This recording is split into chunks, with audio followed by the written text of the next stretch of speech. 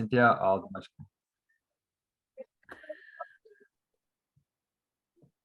hello, existential spirits. Welcome to session 26 of Sessions of Spirit. There might be new people coming to these, so I'm going to do a quick 2-minute recap of the first 25 sessions that we already did. You're probably jumping in at some point in your life, and hopefully this can help you even at this point. So let's begin our 2-minute summary. The first session was about Hegel being the greatest philosopher because he summed up many other philosophers over 3,000 years. The second session was that nobody understood how he did that for the last 200 years. The third session was that once you understand this, he empowers you to change the world with your practical spirit, not just your theoretical. The fourth is that you get beyond the stereotypes when you do this, and you grasp his first negation. But the fifth is about starting at the true beginning, that when you follow that first negation, it turns into a circle of reason. Where number 6, it feels religious at the end, but philosophy is the sublation of religion, not just the negation. By number 7 being a universal logic, which we're going to win the Nobel Peace Prize with, because 8, it starts only with that first negation as polemic, but number 9 it turns into the negation of negation as sublation, which is genuine refutation as peaceful. The 10th session is a masterclass that Hegel gives us called the science of logic in this sublation. The 11th is that this science of logic is truly profound as the ineffable speaking itself. The 12th is that the purpose of life is this sort of ineffable logic speaking itself as a living logic, which number 13 we use to liberate everybody, which number 14 feels like you're connected to God if you're theistic, but number 15 feels like you're connected to your inner child and the best potential of yourself if you're an atheist. Number 16 is that our gurus of all kinds were just doing this as they were the science of logic implicit. The 17th is that we have to sublate old mysticism of superstition with the power of now and the logical mysticism that Hegel calls speculative thought. 18 was that the limit of our speculative reason, our dialectical reason, is the limit of our fun, games, and flow. 19 is that real philosophy is about this fun, games, and flow, and that when you do a polemic, it's actually laughter when you're really good at it. And number 20 is that the ideal philosopher does this over and over again with the universal logic in the synchronicity document of philosophies. Number 21 is that we overcome this one-sidedness, which is what religion calls evil, with this wisdom quiz and that document of philosophies. Number 22 is that our particular knowledge isn't really like this, so we're getting disruptive technologies that seem unwise, like CRISPR. 23 is that we have to develop this logic more concretely and run these technologies with it, which is where Hegel comes in. Number 24 is that we're getting more practical and we're sublating people one by one in our current age, which means we have to deal with particulars in number 25, such as you're not going to change the world unless you know how to sublate religions and the current religions. So we gave an example of that with the major religions of the world. So session 26 today has the title, The Essence of Existentialism, which is a bit of an oxymoron, as you'll see. SOS, of course, has this kind of speculative meaning where it can be sessions of spirit, but also save our souls, because we really are getting more practical now to apply philosophy in a living wisdom that can actually make our lives better, because we seem to be in trouble. Okay, so the paragraph today that summarizes the essence of this session goes like this. When we begin the system of genuine philosophy godlessly, we seem to be making the ultimate atheistic beginning. There is no God at the beginning of Hegel's philosophy. The true beginning is truly presuppositionless. Not even God is assumed, nor gods, nor godism. We seem to have found the ultimate foundation for existentialism, that there is no God, and there is no objective purpose or reason behind things, and that we create our own lives as autonomous and fully free individuals. We experience a tremendous liberation at this thought. But what we find strangely is that this infinite freedom does not lead to the feelings of goodness we expected, but often leads to anxiety, of which existentialism is famous. We have an existential crisis. The absurdity of the contingency of our lives is in full focus, and we are lost within this infinite irrationality. Once we find order within ourselves, we can overcome this anxiety by contradictorily providing structure for ourselves where we necessarily limit ourselves in self-determining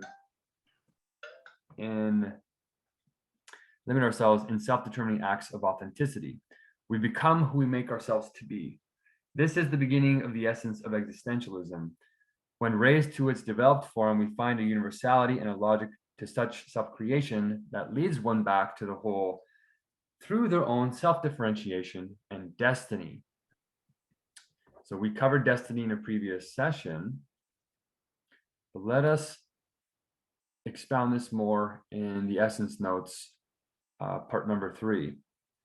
So in the last session, we left off with talking very heavily about religion, why Hegel considered Christianity the top of the religion, the religious consciousness, with this speculative kind of logic. Now, remember, speculation is about holding contradictions in concrete unities. And concrete means that you preserve the contradiction in some way. You don't just kind of gloss it over and pretend it's not there. You actually, or you pretend like one side is not there and the other one is. That's one-sidedness that Hegel says is, in terms of religious consciousness, that's like the beginning of, that's the roots of evil. So you don't want to do that either. So how do you resolve these contradictions, especially when religion is full of them, particularly Christianity? So if it's supposed to be the highest one, why is it full of contradictions? It's because it is speculative. And this word speculative, as you know, is this living universal logic, which is inherently contradictory, but it sublates itself. It finds an ideal mode to hold those opposites together in this circle of reason, where you can hold them in your mind at the same time, which causes the contradictory feeling. But then you resolve it by finding its proper conceptual position, the proper way to think about it in its right order. That word right order is critical. So we use that right order to sublate a few of the religions yesterday. And one of the speculative terms that puts Christianity at the top for Hegel is this contradictory one where, Jesus says he's 100% man and 100% God, right? Well, how the heck does that make sense? How can you be infinite and finite at the same time and make sense? Well, it's a speculative thought, and it is possible to do that because we ourselves are this contradiction. We are this kind of spirit, this absolute kind of spirit. I don't know why I need to put this on so importantly. Okay. We are love, and love is self-recognition in the other. So you have to find yourself in the other, this contradiction that you don't want to do, you have to do it. And when you do it at very, very high levels of knowledge of this universal logic, it starts to become profound in that you unite with your essence, who you really are. And that is God. That is the all-knowingness. That's how you become absolute spirit. So that's the religious way of talking about it. And it makes atheists or people who have been abused by the church because they've sort of been doing it in this finite mode where it's not really the universal logic. It's this indeterminacy that opens like this space for whatever you want. You can fill heaven with whatever you want. You can fill, if it's beyond and you can never know it, then whoever seems to be in charge of that can fill it with whatever they want. And in fact, that is what has happened in the past and why religion has a bad name. But we also know that we have to sublate it, not just negate it, because philosophy is the sublation of religion, not just the negation, right? So what do we preserve from religion? Well, we preserve that they did usher in new universals of reason. It's a proto-science, and theology was the highest mode in Christianity, according to Hegel, because they started dealing with these systematizations of these speculative contradictory thoughts. Not only could you resolve these contradictions, but you could put them in a system. And that's what science is, and that's what philosophy is. If it's not in a system, it's not science, and it's not genuine philosophy. So to break out of abstract philosophy, you have to take the system in its totality, and that's what religion was calling God. But here, we can move to a different mode, which is the sublation of religion, where we preserve this concreteness, this universal logic, but we don't have to have maybe some of the religious baggage, and we can focus on the reasoning and that reasoning coming through us. So in terms of today's talk, we start with religion and we're going to move towards existentialism, which is supposed to be the opposite of that. You're not supposed to need a God. There's an absurdity in the world. It's irrational. And we are the thing that matters. There is no God determining things. We are the ones that determine in a meaningless world, meaning for ourselves. So a critical thing here that's going to make a distinction and make this clear is that in religion, you sort of have as essentialists, and they say essence precedes existence. So that order is absolutely critical. Essence comes before existence logically. In terms of old religions, it's just power. make a reason for why God comes first and is the foundation of everything. So here we have Hegel kind of saying the same thing, which is really concerning as we are existentialists. So I'm going to assume the mode of existentialist now. He says, if we consider God as the essence only and nothing more, we know him only as the universal and irresistible power. In other words, as the Lord. Now, the fear of the Lord is doubtless, he's saying, can't even question it, the beginning, but only the beginning of wisdom. To look at God in this light as the Lord and the Lord alone is especially characteristic of Judaism and also of Mohammedanism, which we know as Islam today. Okay, how are we going to make Hegel become an existentialist with that kind of rhetoric? What he's saying here is that the essence is really the science of logic, as we covered in the previous sessions. So I'm kind of showing you how he's saying the same thing over and over again using different words. But really the essence here is the science of logic. And of course, we know Hegel puts that first, and then you sort of build everything off of that. But when you keep the science of logic indeterminate, so the science of logic is determinate. There's things in it that you can know. There's thoughts in it that are clear, and you can think through them with your own thinking. That's what it means to be determinate. So the science of logic is this realm that was beyond the gods, that God was beyond. He's determining it. You can know something about God rather than just these names, omnipotent, and just very big generalizations. But if you don't hold the determinate version of that, determinate essence, then you are left with these universals, these empty statements of like totality, right? That's a beyond that you can't know. And then that's where these older religions were calling it the Lord, which means it had power over you, and you could never know it enough to have power over it. So you realize that there's this like essence to the world that is making everything happen, which must be pretty profound because like there's a lot in the world. But you can't know it. So you if you're powerless against it, it automatically creates a fear in you. But Hegel says it's just the beginning. So if you know how to read this paragraph simply, it looks not simply in its truth, in its context. On the outside, it looks like he's saying something terrible to an existentialist. Obey the Lord. It is the essence. Bow down. But actually, look at this sentence here where he's saying, but only the beginning of wisdom. I'm not sure if you can highlight that, Cynthia, but only the beginning of wisdom. What does he mean there? What he means there is that this indeterminacy that you can't know creates the supersensuous realm that allows you to start creating these sort of divine absolute logical thoughts. I.e., you can start making these universals in your own mind, and they are just as powerful. So it's the beginning of wisdom, but it's wisdom that you can know. So Hegel's sublating and overcoming that external authority, and he's starting to make it immanent. And that immanence is why you can know it in the first place. So Martin Luther and all these other theologians that came towards the end of the religious period, that's what they were starting to approximate. And that's why Hegel was giving them praise, because they're moving more and more towards this immanence of rational thought that we can know. And this is where the existentialist comes in. I give you a quote there in the comments about Anaxagoras. If I'm saying his name right, I'm an autodidact. This course is for everybody. So know that if you can't pronounce the names properly, it doesn't mean you don't grasp the logic. You can. It's just that I want to show that this really is something people can do, even if you're not a formal scholar. You could be a road constructing, you could be a part of a road construction crew, massage therapist. Hegel is really for everybody, but we have to make sure we're not compromising this logic for understandability.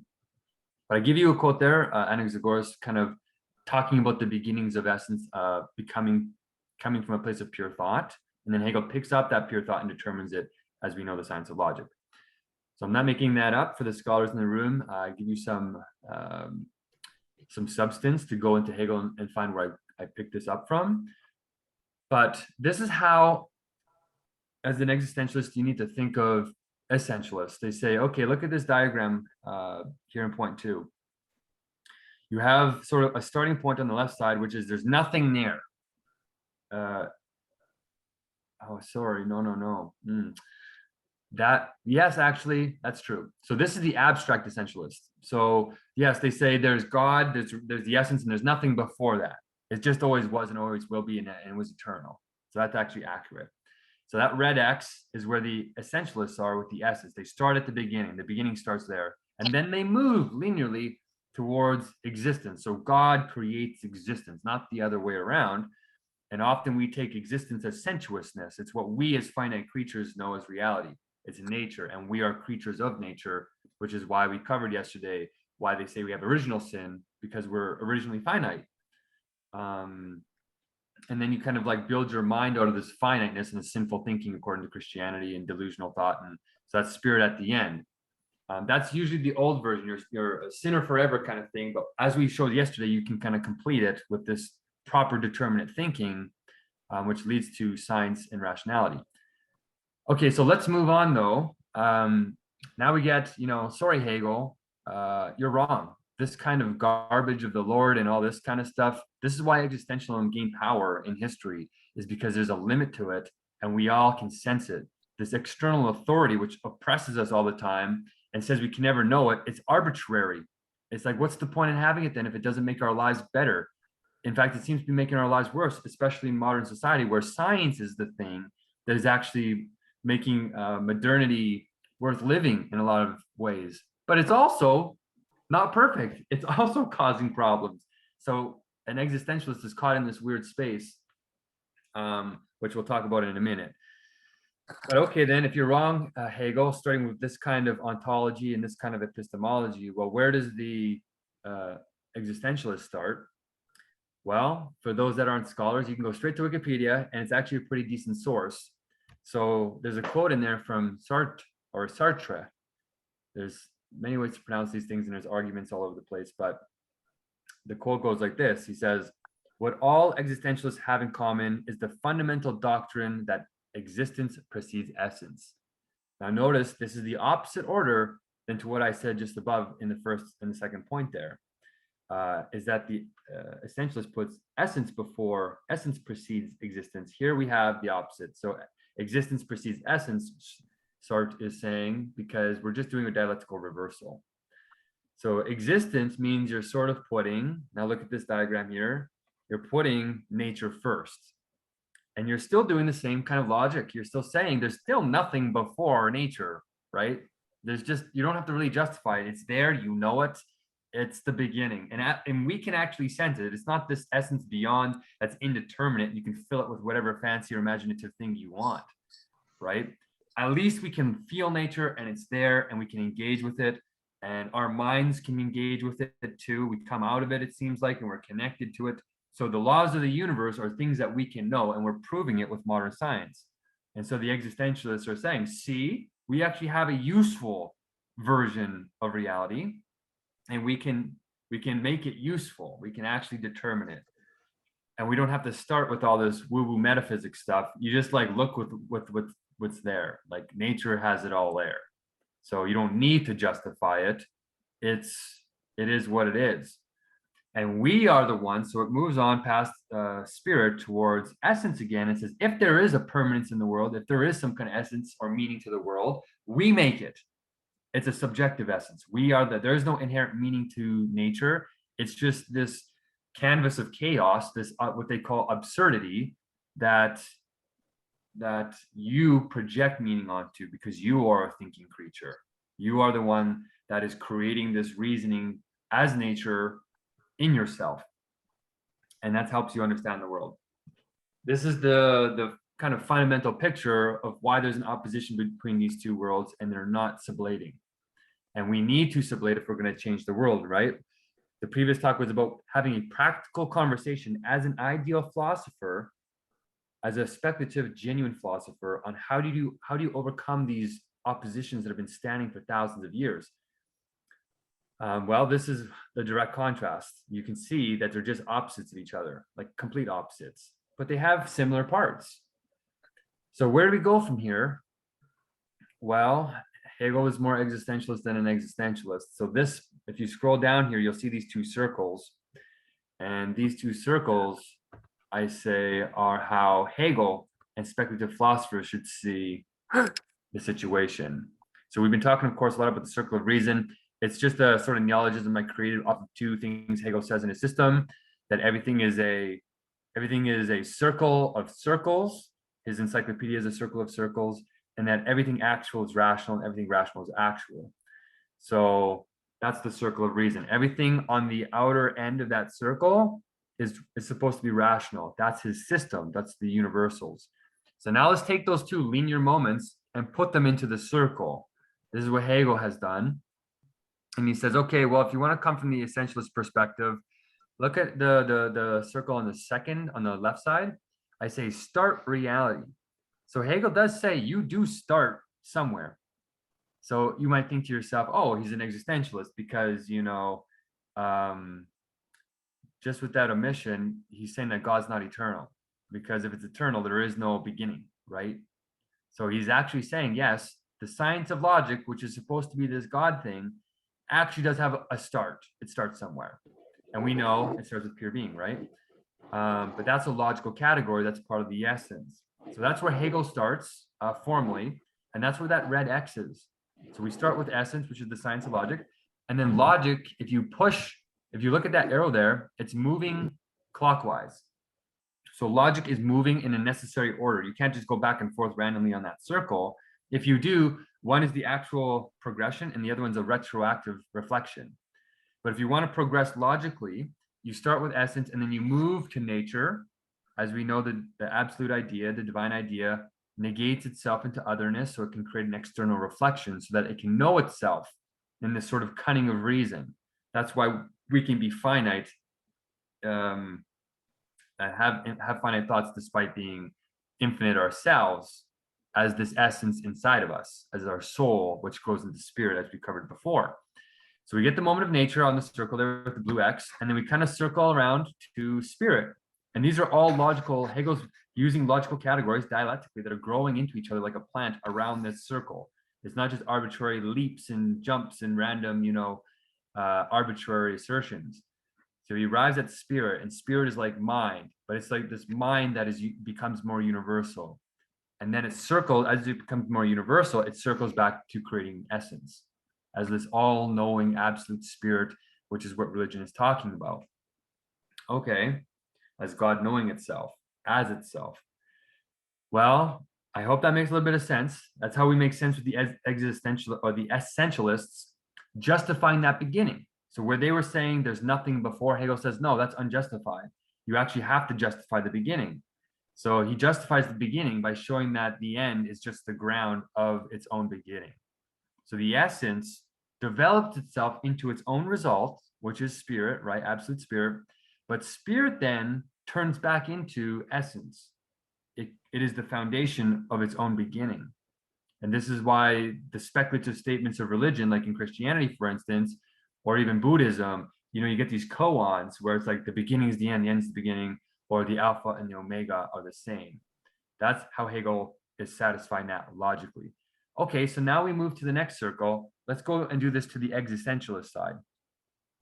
All that we're doing, and I hope this provides a profound clarity on what Sartre and a whole tradition of philosophers over the last 200 years have been grappling with. It's in contrast to this. So we clarified like 2,000 years of history, which is the religious mode, and now we're clarifying 200 years with the same circle. It's profoundly simple once you grasp the essence of it. All we're doing to get existentialism is just rotate the circle by 1/3, or like 33 degrees. And you start not with essence, you start with nature.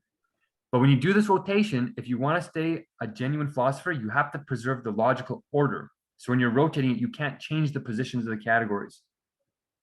So you, according to Hegel anyway, so you rotate it and you say the formal beginning of reality starts with nature. And you're technically not wrong, because you can technically start anywhere on the circle, but Hegel caveats it by saying it's just not the formal beginning. The formal beginning has to start with essence, because it's the only way to start presuppositionlessly. With nature, we have to start with a presupposition, which is that sense data exists. But logic still moves clockwise. So that's what the existentialist is doing, and that's why they can have rationality. That's why they can be reasonable people once they break out of the absurdity. once they start making their own sense and they find the structure within themselves or within ourselves, because it's true, we are existentialists as well. You can rebuild all that logic without making the presupposition that essence exists at all. So you can rebuild the science of logic without having the logic predetermined, as Hegel has done. And so that's exactly why existentialists don't go to religion. They don't need it. They can do science without religion, and they're technically right, but it's not in a formal way. They're still making an assumption, which is going to come back and bite them in the butt. But at least in the beginning, it seems pretty self-satisfactory, because you just exist in the world and you self-determine yourself, and you don't need this prior meaning because you develop yourself into your own spirit, and you sort of make your own meaning. So we get the next kind of famous movement here of existentialism, which is that there's this famous notion of angst. So if we scroll down a little bit,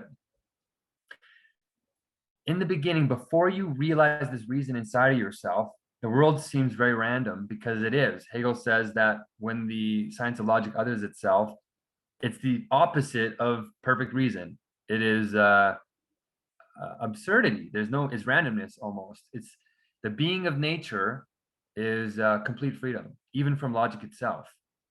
It's its own beast. And so if you start there and you don't assume the logic, and there's nobody telling you, oh, there's some kind of God keeping things stable, you're experiencing the raw truth of that part of the circle. And it creates a bitterness, it creates an angst, this feeling that's a discontentment. And so again, we can go to the encyclopedia and we say, well, how do we as existentialists get out of this angst and get to this kind of more powerful position of self-determination? Well, what we do is we don't ignore it. You sort of jump into it and you make the best of it. And this is Camus and his famous existentialist saying that one must imagine Sisyphus happy, which is I think it's ancient Greek myth where you had Sisyphus pushing a boulder up a hill just for it to roll down, and he's got to keep doing that for eternity. It seems like a very pointless, meaningless endeavor. But the way the existentialist handles this repetition is that they say you just got to stare it in the face, and you have to imagine that this is the point, and you make the best of it. And this is you imagining Sisyphus happy. He's liking what he's doing, despite the repetition seeming pointless. So you engage with nature, you investigate it, and you create that meaning by discovering the laws of the universe, let's say. We're distracting ourselves from boredom with science, and we're just having fun in a meaningless world. And that's kind of how you carry with this unformal beginning, this beginning with nature.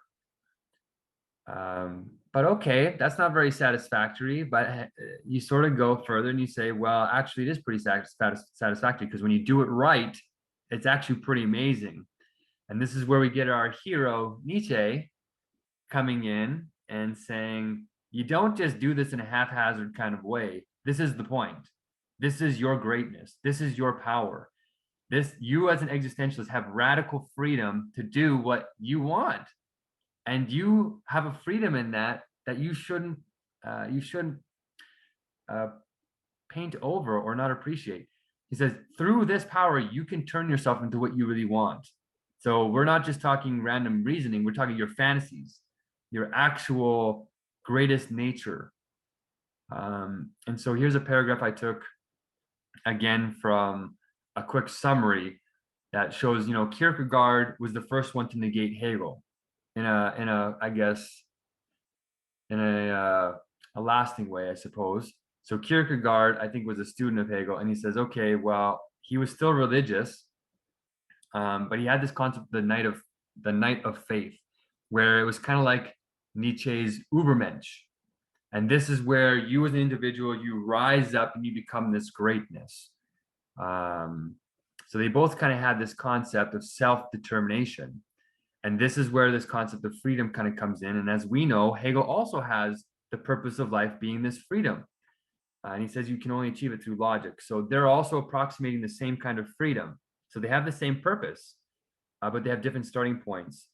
And he says through this kind of being a knight of faith, an Ubermensch, a knight of faith kind of comes into this idea that you have the faith the world is rational and that you can self-develop.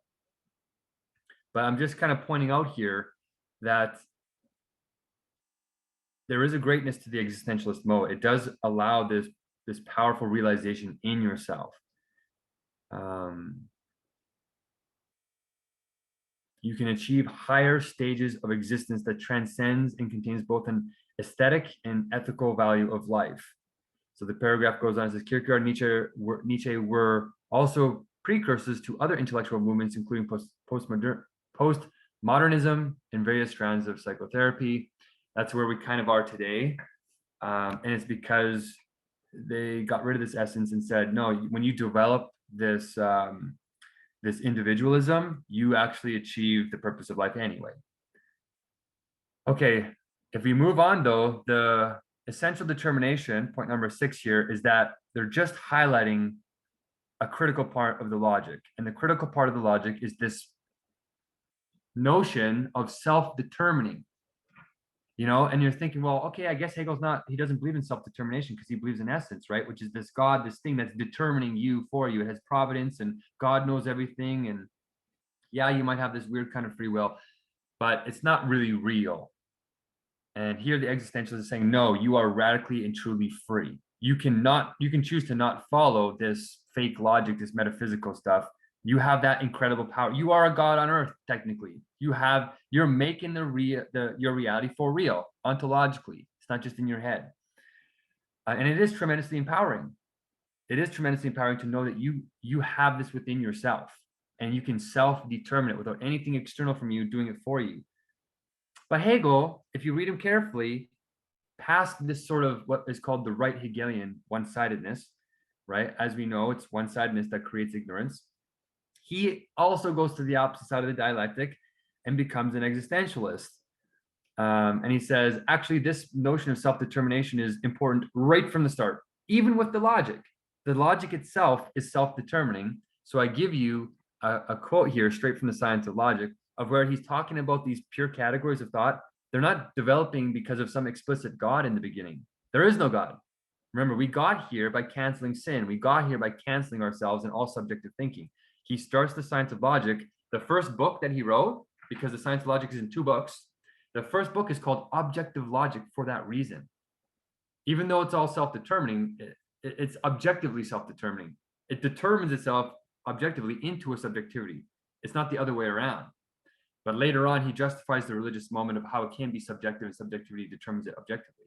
But that comes way later. This part, though, is where even in an ontological sense, pure thought is developing itself in a self-determining way. We are a version of this. So I'm going to kind of go through the stuff I'm highlighting, and we're a little bit over here, but I'll read through it anyway. That the notion is everything, and its movement is the universal absolute activity, the self-determining and self-realizing movement.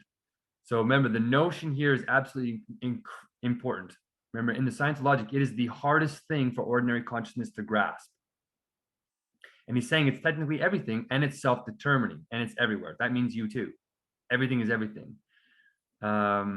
And then he goes on to say, the method is therefore to be recognized as the unrestrictedly universal. So the universal is a determination, an element of the notion. And he goes on to say, the internal and external mode as the absolute infinite force to which no object presenting itself as something external, remote, or independent of reason could offer resistance or be of a particular nature in opposition to it.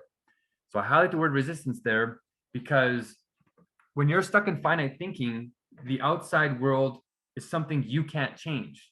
It's objective. You are subjective and you're observing it, and you don't really have a power over it. And Hegel says, no, when you grasp the notion, this true way of thinking universally, it is the ultimate activity of self-determination, where you can go into the object and that resistance is integrated into you. It becomes fluid. You can reason. That's what reason is. That's the moment of sublation. But the thing that happens to you, you take the particular and you make it universal inside of yourself. That resistance goes away. And when you do this with everything, you sort of end up in this dreamlike state, this ideal state, this kind of blessedness where it all makes sense. But if you do it the wrong way and you get rid of the resistance of the other, before you grasp the universal logic, before you grasp the notion of things, you end up in a resistanceless world of chaos. And that resistanceless world of chaos is what the existentialists are dealing with when they start actualizing their logic at very high levels. This is called psychotic breaks. This is where you have a break from reality. And this is why you have this universal experience of being ungrounded. You don't know what's real. It's really profound, but it gets to this power that's lying behind logic and existentialism. I'm not sure whose mic is on, but thank you for turning that off. So the existentialist and the essentialist kind of go through this, and it's based on this logical resistance in the world, but you can know it. And Hegel is saying it's because it's all self-determining. He says every subject matter, this method, this logical form of thinking is self-determining. It is proper to every subject matter because its activity is the notion. So everything, even if it doesn't realize it, is the notion thinking itself, logically. That's where logic is kind of coming from. So Hegel is really agreeing with the existentialist that self-determination is really important. But then he kind of goes on and says, yes, the logic is determining itself, but the part B here is connecting the notion, this ultimate universal activity of self-determining, he's connecting it to you. So part B is the logic in sensuous form is the beginning of Ubermensch. So I'm connecting the dots here for you explicitly, but here's another paragraph kind of Hegel saying further in his system, moving away from essence now, we're in the last third of his system called the philosophy of spirit. And he's saying here, this is where you come in. This is where phenomenology comes in. This is where your thinking self, no God essence, none of that stuff. This is what the existentialist is starting with. He's saying that even in this realm, self-determination is still happening, and it's happening with you.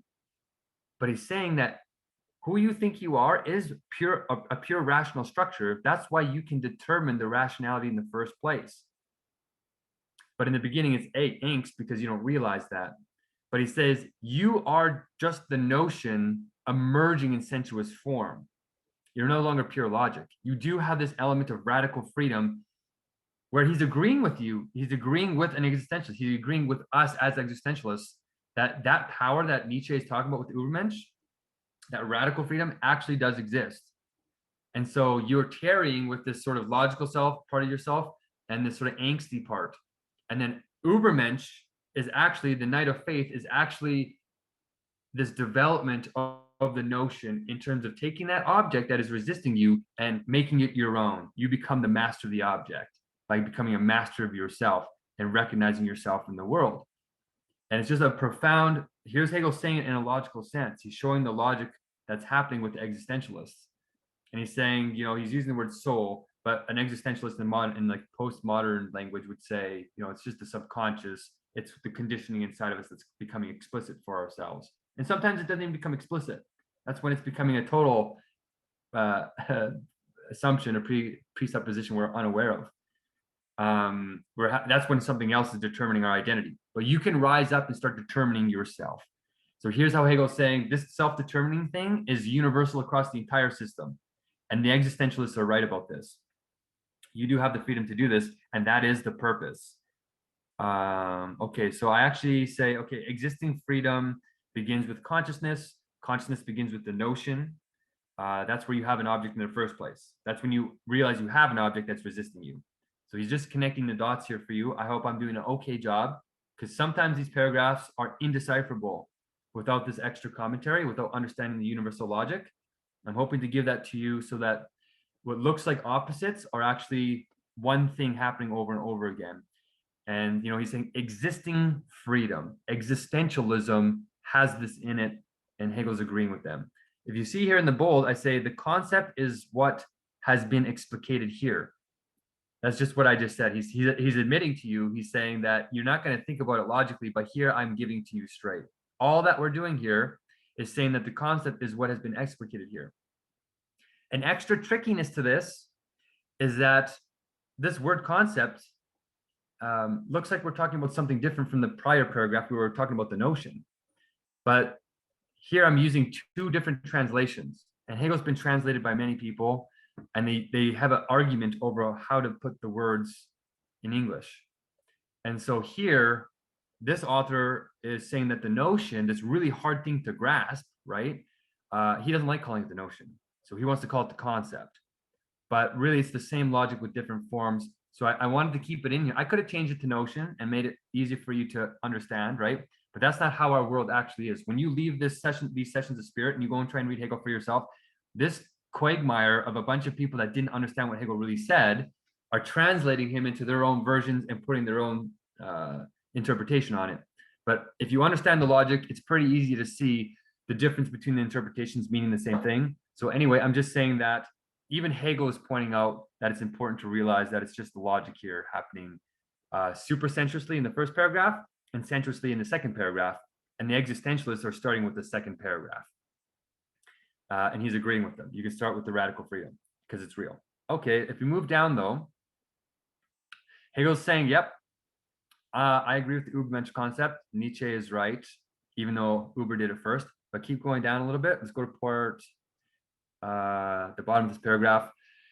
I ended by saying, highlighting the higher view is that it is spirit that resolves itself on the one side to the I and on the other to nature. So how we achieve this Ubermensch, Hegel is telling you logically. He's not just saying like Nietzsche, you can do it. Well, Nietzsche kind of explains it, but not in a universal logical sense. Hegel is saying that what raises you from this finite consciousness that feels powerless in the world and you're angsty, what raises you to true power in a higher state is literally that you start recognizing yourself in the world. You recognize yourself in yourself, the I, but you also recognize yourself in nature, in the world. So he's if you don't know how to read that properly, he's just creating a dialectic, right? So you're going to sublate that dialectic. And that's where you start actualizing very high levels of Ubermensch.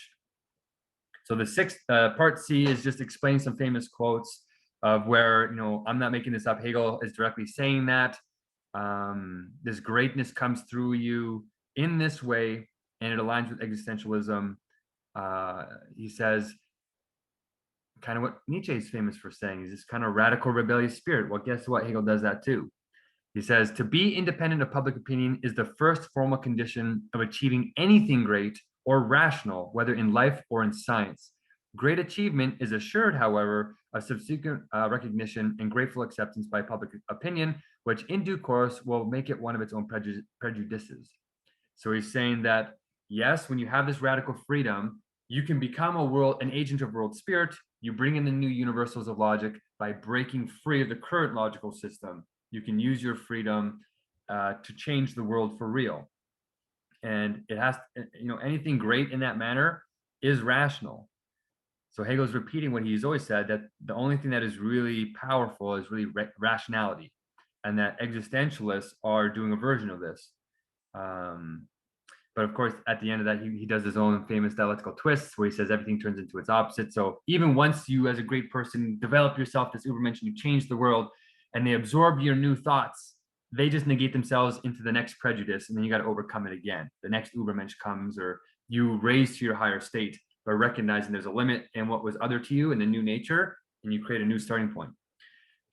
He says something else a little bit more profound. He says in section 2, the Kantian solution of the antinomy likewise consists solely in the supposition that reason should not soar beyond sensuous perception and should take to the world of appearance, the phenomenal world, the world of the existentialist, as it is.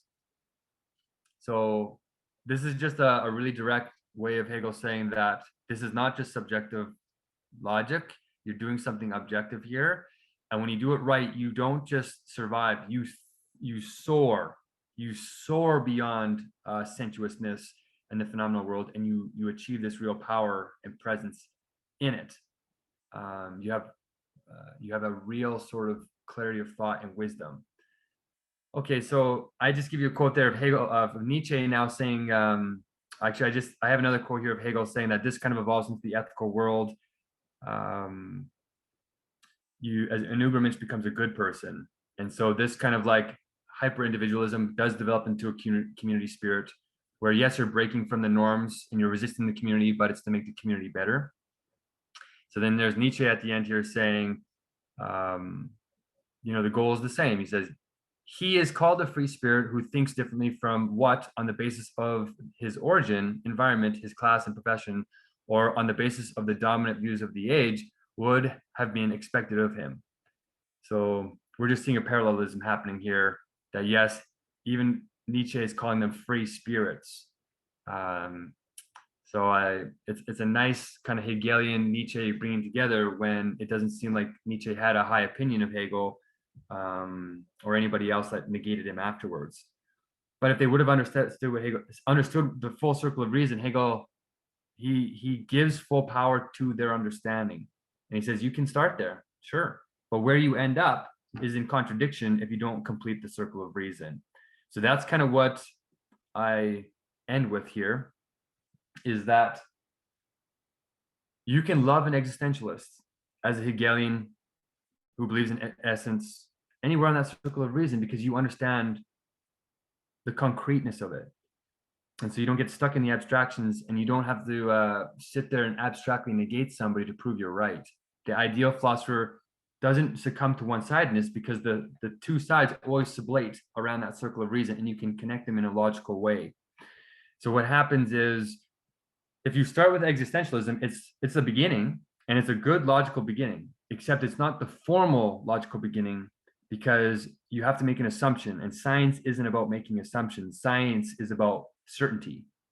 And that's why to have any kind of rational structure in the world, the existentialists, once they develop into the Ubermensch, they start to really have power in the world, they rely on science. That's why science, modern science, is really correlated with atheism or existentialists, because they see clearly. They don't have all this delusional metaphysics. They just look at the world and they do really good science.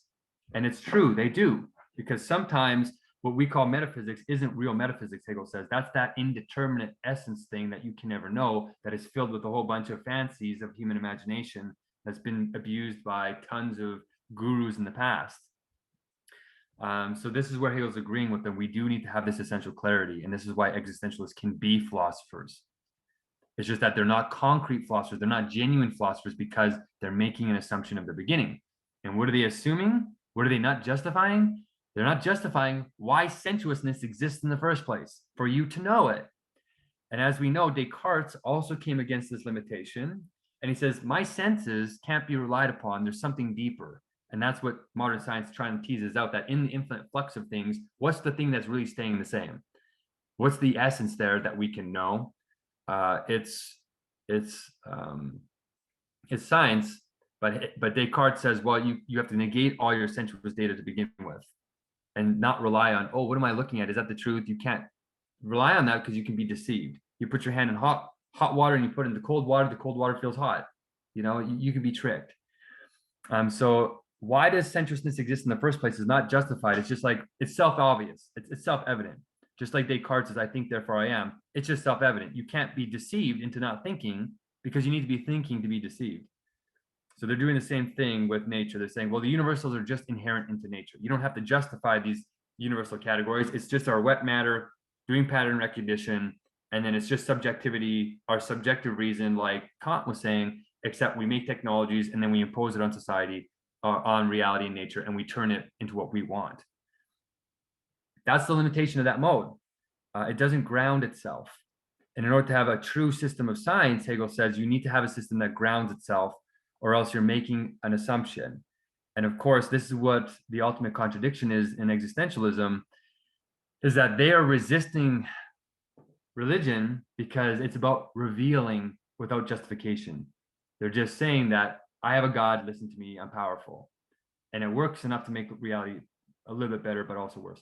Well, in a way, the existentialist is now doing the same thing. They're saying nature just reveals itself and things work. So believe it. In a way, that is the existentialist God. That's the ultimate source, right? So that's the contradiction that keeps kind of coming up that Hegel solves, but he solves it in this circle of reason that grounds itself. It circles back around where the end becomes the beginning becomes the end.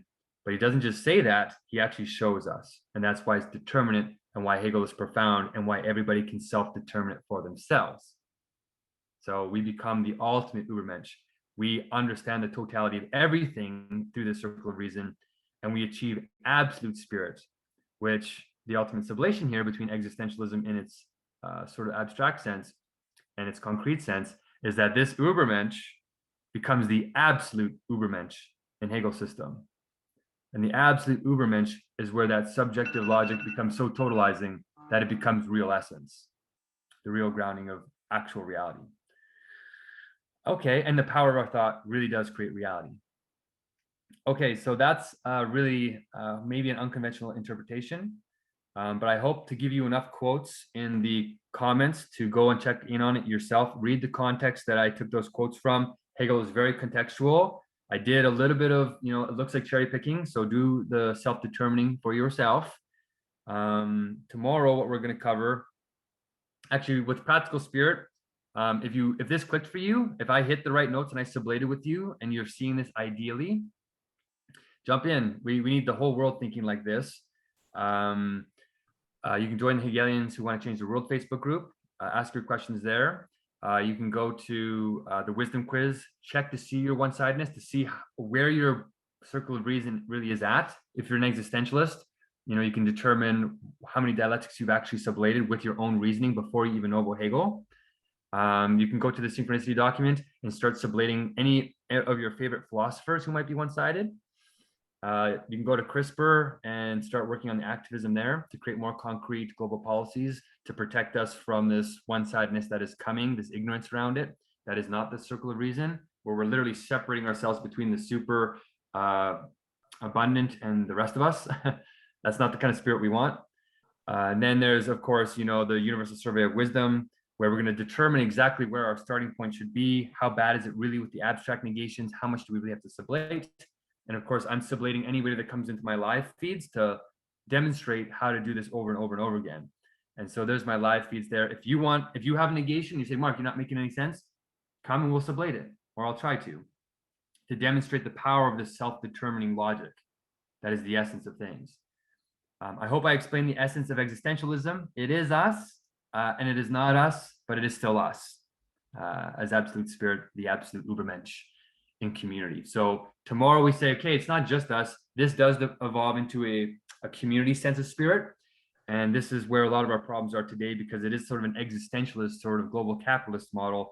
And despite this incredible wealth and this abundance of technologies, there is a growing depression and growing anxiety, a growing existential crisis that's happening worldwide, that the pandemic especially exposed. So the logical next thing to talk about is how to sublate the existential crisis that's happening in community, not just in ourselves as individuals. And I really hope you found this interesting enough to come and join me on the roller coaster tomorrow, or the next day, the next session. And until then, keep sublating, my beautiful existentialist philosophers.